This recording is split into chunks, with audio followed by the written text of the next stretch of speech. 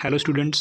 तो आज हम लोग क्लास 4 की इस जनरल स्टडीज़ का प्रेजेंटेशन शुरू कर रहे हैं एंड ये फर्स्ट टाइम है कि इस प्रकार का प्रेजेंटेशन हम लोग देख रहे हैं। इससे पहले ये कभी नहीं हुआ है।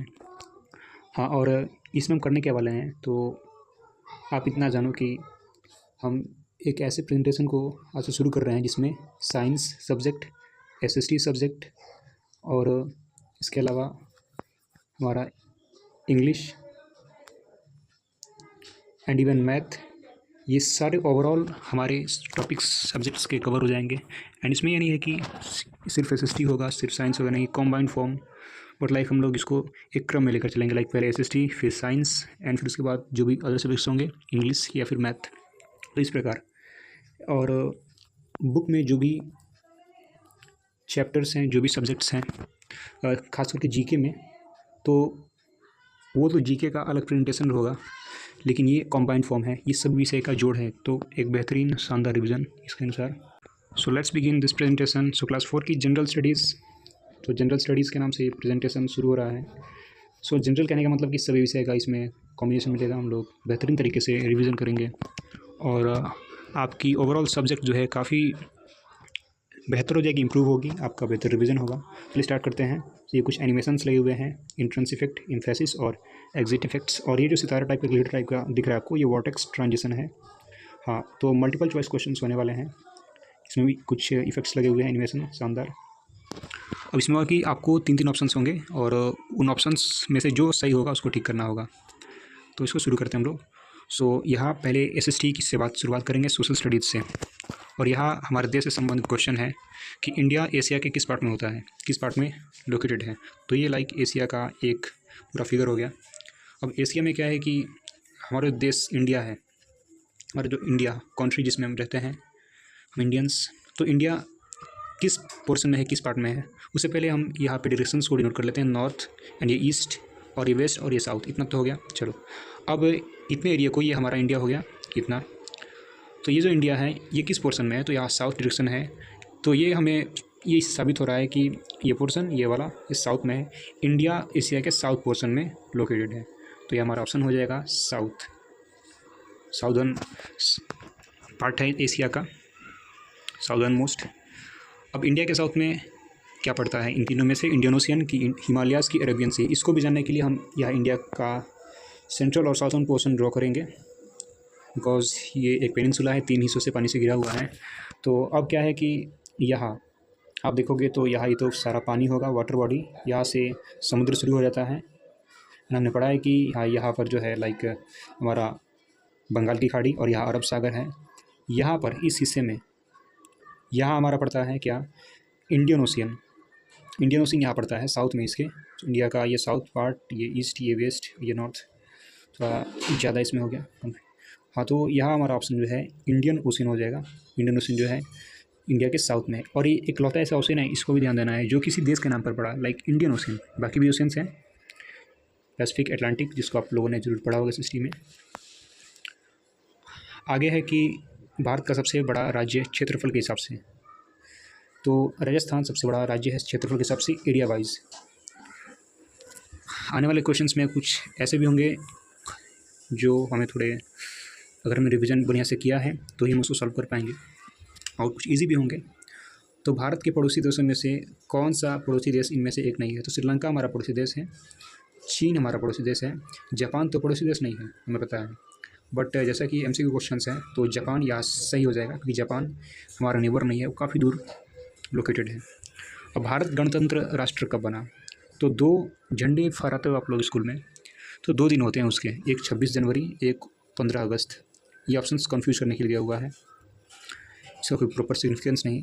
तो 1947 में हमारा देश आज़ाद हुआ, तो 1947 में लोग इंडिपेंडेंस सेलिब्रेट करते हैं। 15 अगस्त को 1947 में भारत आज़ाद हुआ था, और उसके बाद 1950 में जो भारत एक गणतंत्र राष्ट्र बन गया, रिपब्लिक, संविधान लागू हुआ। तो इसके अनुसार ये ऑप्शन सही हो जाएगा, 26 जनवरी 1950। उसके बाद बिहार की राजधानी, तो बिहार हमारा स्टेट, बिहार के हम निवासी हैं। बिहार की राजधानी है पटना, काफ़ी इजी क्वेश्चन है ये।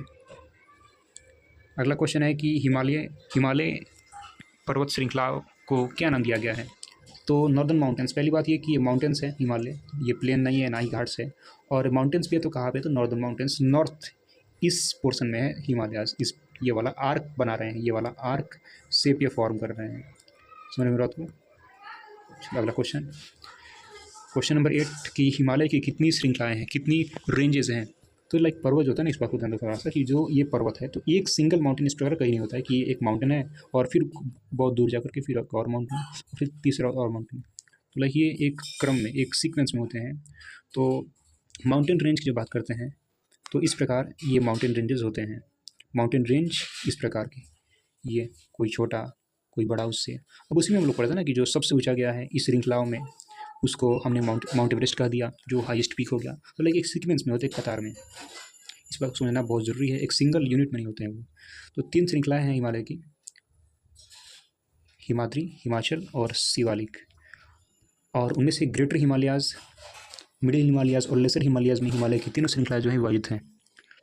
बट जो सबसे ऊँची है, जिनकी चोटियाँ बहुत ऊँची in comparison to the others 2, उसका नाम क्या है। तो हिमाद्री वो रेंज है, हिमाद्री वो रेंज जिसको ग्रेटर हिमालयाज़ कहा गया है। और उसके बाद देन हिमाचल, और ये सबसे छोटी उसकी रेंज हो गई। उसके बाद हिमालय की सबसे छोटी रेंज क्या है, तो हिमाद्री तो सबसे ऊपर रहा। पामीर, ये ऑप्शंस एकदम मतलब कि इसका कोई वैल्यू नहीं है यहाँ पे, कंफ्यूज करने के लिए दिया हुआ है। शिवालिक रेंज यहाँ पर, क्योंकि पामीर यहाँ पर एक पठार का नाम है, पामीर का पठार तिब्बतियन प्लेटू लाइक। तो शिवालिक सबसे लोएस्ट रेंज हो गया हिमालय का, सबसे निचला पर्वत श्रृंखला हिमालय श्रृंखला। उसके बाद हिमालय की किस रेंज में हिल स्टेशंस हैं, लाइक दार्जिलिंग, शिमला, नैनीताल। तो वो मिडिल हिमालयाज़ में लोकेटेड है, यानी कि जो माउंटेन रेंज ना ही काफ़ी ऊपर हैं, ना ही बहुत ऊँचे पहाड़ हैं और ना ही बहुत छोटे। मिडिल रेंज हिमाचल, जहाँ पर बहुत ज़्यादा ठंड भी नहीं होती है, कि ऐसा नहीं कि लोग रह ही ना पाए, सर्वाइव ना कर पाएँ। यहाँ पे टूरिस्ट लोग बहुत आते हैं, टूरिज्म वहाँ की मेन इंडस्ट्री हो गई। हिमाचल रेंज में हिल स्टेशंस मौजूद हैं। उसके बाद भारत की 7 बहनों में से 7 सिस्टर्स, यानी कि ये हमारा इंडिया हो गया। तो इस नॉर्थ, ये ईस्ट है, तो नॉर्थ ईस्ट में के जो 7 राज्य हैं ये तो सटे हुए हैं और काफ़ी सिमिलरिटी क्लाइमेट में और वेजिटेशन में ये लोग सिमिलरिटी दिखाते हैं। तो इस हिसाब से उनको 7 बहनें कहा गया है। और 7 बहनें क्या है, मूल रूप से 7 राज्यों के नाम है। 7 सिस्टर्स इसको नाम दिया गया है। तो 7 सिस्टर्स में 7 राज्य होंगे। तो इस 3 ऑप्शंस में से कौन 7 सिस्टर्स में से एक राज्य नहीं, यानी कौन 7 सिस्टर्स का हिस्सा नहीं है। हाँ, तो यहाँ असम एंड मणिपुर दोनों हिस्से हैं, बट ये सिक्किम हिस्सा नहीं है। इसको हम लोग थोड़ा और क्लियर समझेंगे। तो मैं एक मैप को यहाँ लेता हूँ, इंडिया का मैप। यहाँ पे पॉलिटिकल मैप ऑफ इंडिया, तो यह एक मैप लेते हैं।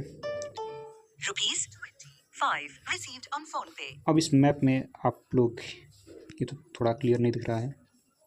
हाँ, तो मुझे पॉलिटिकल मैप मिल गया। इसमें अलग अलग रंग बिरंगे कलर से जो है अलग अलग स्टेट्स को डिनोट किया गया है। तो आप देखो यहाँ पर, तो इसमें मैं पेन का इस्तेमाल करूँगा। हाँ, तो यहाँ पे ये असम आ रहा है इस पोर्शन में, यहाँ असम हो गया हमारा, और यहाँ मणिपुर का यहाँ, तो मणिपुर भी हो गया दोनों। लेकिन सिक्किम लाइक यहाँ पे है, जो छोटा सा ये। तो 7 सिस्टर्स में ये 7 राज्य आते हैं, ये तो अलग हो गया उनसे। इसीलिए सिक्किम जो है 7 स्टेट्स का जो है 7 बहनों का अंग नहीं है। ठीक है, क्लियर हुआ। तो यहाँ सिक्किम राइट आंसर हो जाएगा। हमने देखा भी स्टेट्स कौन से कहाँ पे हैं, एंड सिक्किम क्यों 7 सिस्टर्स का हिस्सा नहीं है, क्योंकि बहुत दूर है, उनसे अलग है वो। उसके बाद नॉर्दर्न प्लेन्स का निर्माण करने में कौन सी नदी सहयोगी नहीं है। तो एक चंबल नदी नहीं है, बल्कि सतलज एंड गंगा और ब्रह्मपुत्र भी जो है सहयोगी है। तो सतलज नदी रोल प्ले नहीं करती है नॉर्दर्न माउंटेन्स के फॉर्मेशन में।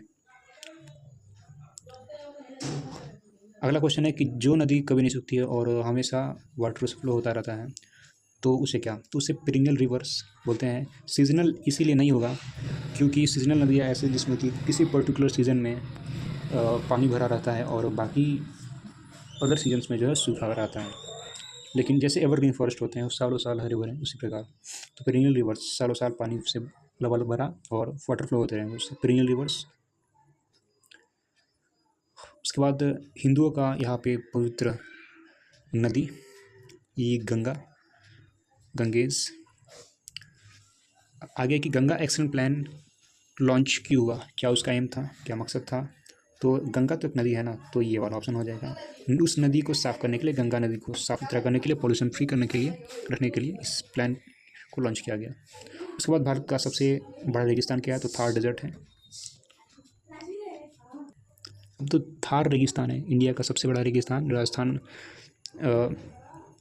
राजस्थान के एरिया को कवर किया हुआ है। तो थार रेगिस्तान आपको जानना जरूरी कि सिर्फ भारत में इसका फैलाव नहीं, भारत में विस्तार नहीं, इसका विस्तार पाकिस्तान तक है। ठीक है। उसके बाद loose sand hills in desert are called, यानी कि रेगिस्तान में जो है, रेगिस्तान पे आप पीला से हम ड्रॉ करेंगे, तो एक रेगिस्तान में रेत के पहाड़ होते हैं, इस प्रकार के होंगे तो पीले ही। इसको मैं इरेज करता हूँ। तो यहाँ बड़े बड़े टीले होंगे, बहुत बड़े बड़े नहीं होंगे, लेकिन और ये अपना शेप लगातार चेंज करते रहते हैं। तो ये रेगिस्तान में जो है रेत के टीले होते हैं। ठीक है, रेत के टीले। अब इन रेत के टीलों को जो है, इन रेत के टीलों को क्या नाम दिया गया है? इन्हें हम ज्योग्राफी की भाषा में यहाँ सैंड ड्यून्स कहते हैं। ड्यून्स का मतलब उभार, पर्वत, पहाड़ी नुमा। और ये तेज़ हवाओं के चलते जो है अपना शेप बदलते रहते हैं। जहाँ पे सैंड ड्यून पहले नहीं था, वहाँ एक बना हुआ मिलेगा हम लोगों को कई दिनों में, कुछ इवन घंटों में भी। और जहाँ पहले था वहाँ हमें वहाँ से गैप मिलेगा, बाकी वो भी समतल हो गए। आगे डेजर्ट से रिलेटेड है, तो फिर से यहाँ तो रेगिस्तानी हो गया। अब रेगिस्तान में क्या है कि पानी के छोटे छोटे पूल्स मिलते हैं हम लोग को रेगिस्तान में। ठीक है, पानी के छोटे छोटे पूल्स मिलते हैं, बहुत दूर दूर पे होते हैं। और यही बहुत प्रोमिनेंट सोर्स होते हैं जहाँ से आप पानी ले सकते हो, पानी प्राप्त कर सकते हो। और अंडरग्राउंड वाटर सोर्स से वो निकलते हैं पानी। और जो भी वहाँ के जीव होते हैं, जो जंतु और इवन इंसान, नोमैडिक पीपुल, वे यहाँ से पानी को ऑब्टेन करते हैं। और ऐसे जो प्लेसेस होते हैं, इनको ओएसिस कहा गया है। ओएसिस पानी के छोटे छोटे पूल्स होते हैं जो कि डेजर्ट में पाए जाते हैं। बेहतर, अच्छा क्वेश्चन था ये। उसके बाद 21 नंबर क्वेश्चन कि इंदिरा गांधी नाम का एक कैनल है, नहर है। अब इस कैनल से जो है, अब कैनल के थ्रू क्या जाएगा? अब तो पानी ही जाएगा। तो सतलज नदी का पानी किस जगह डाइवर्ट किया गया, यानी सतलज नदी का पानी किस राज्य में छोड़ा गया इंदिरा गांधी कैनल के थ्रू? तो ये राजस्थान में छोड़ा गया, राजस्थान के सूखे इलाकों में, कि यहाँ रेगिस्तान, मरुस्थली ये क्षेत्र, ये सही आंसर हो जाएगा इसका। आगे है कि 22 नंबर क्वेश्चन है, रेगिस्तान में ट्रांसपोर्ट का मेन सोर्स क्या है? लोग उससे ट्रैवल करते हैं और सामान भी ढोते हैं, कारवा जो होते हैं। कैमल्स बेहतरीन सोर्स, ऊँट, रेगिस्तान के जहाज़ बोलते हैं इनको, शिप ऑफ द डेजर्ट। रेगिस्तान में घुमक्कड़ लोग होते हैं क्योंकि जीवन वहाँ काफ़ी कठिन, और पानी ना मिल पाना और भोजन की तलाश में और बेहतर एक थोड़े नॉर्मल कंडीशन में जाने के लिए जो है ये लोग घूमते फिरते रहते हैं इधर से उधर, एक जगह स्थायी नहीं रहते हैं। ऐसे लोगों को बंजारा कहा गया है जो रेगिस्तान में रहते हैं। एंड नोमैडिक, यानी कि अपने प्लेस को बदलते रहते हैं टाइम टू टाइम, स्थिर नहीं रहते हैं। अब भारत के मैप को यहाँ देखें, ये तो इतने पोर्शन में, ठीक है, इतने पोर्शन में जो है ये यहाँ पठार है, पठार, ठीक है। और ये जो पठार यहाँ पे हैं, इस पठार को साउदर्न प्लेटूज कहा गया है।